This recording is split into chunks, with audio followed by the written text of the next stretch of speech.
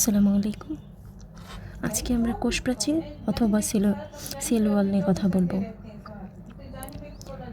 এটা সাধারণত মৃত এবং জড় বস্তু দিয়ে তৈরি। সেলুলোজ এবং হেমিসেলুলোজ, লিগনিন, পেকটিন, সুবেরিন নামক রাসায়নিক পদার্থ থাকে এখানে। ব্যাকটেরিয়াতে প্রোটিন, লিপিড, পলিস্যাকারাইড ইত্যাদি আমরা দেখতে পাবো এবং ছত্রাকে শুধুমাত্র আমরা কাইটিন দেখতে পারবো। এটা ভেরি ইম্পর্ট্যান্ট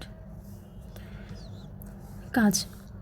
কোষকে দৃঢ়তা প্রদান করে, কোষের আকৃতি এবং আকার বজায় রাখে, পাশের কোষের সাথে প্লাজমোডেসমাটা সৃষ্টির মাধ্যমে যোগাযোগ রক্ষা করে।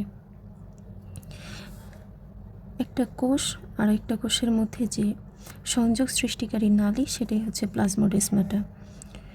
এটার মাধ্যমে একটা কোষ থেকে আরেকটা কোষে পানি এবং খনিজ লবণ পরিবাহিত হয়। তারপর আজকে আমরা পড়ব প্রোটোপ্লাজম। কোষের মধ্যে অর্ধস্বচ্ছ থকথকে জেলের মতো বস্তু থাকে, এটাকেই আমরা প্রোটোপ্লাজম বলে থাকি। প্রোটোপ্লাজম সাধারণত কোষ ঝিল্লি, সাইটোপ্লাজমীয় অঙ্গাণু এবং নিউক্লিয়াস নিয়ে প্রোটোপ্লাজম তৈরি হয়।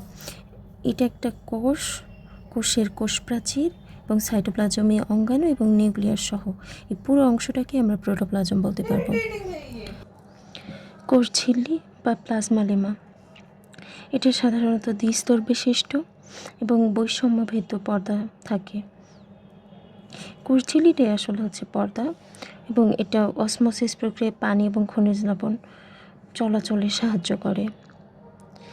কোষের মাঝে সাধারণত আমরা যে কোষ ঝিল্লি দেখি, সেটার মাঝে মাঝে এরকম খাঁজ তৈরি হয়। এই খাঁজগুলোকে বলা হয় মাইক্রোভিলাই। এটা সাধারণত লিপিড এবং প্রোটিন দিয়ে তৈরি।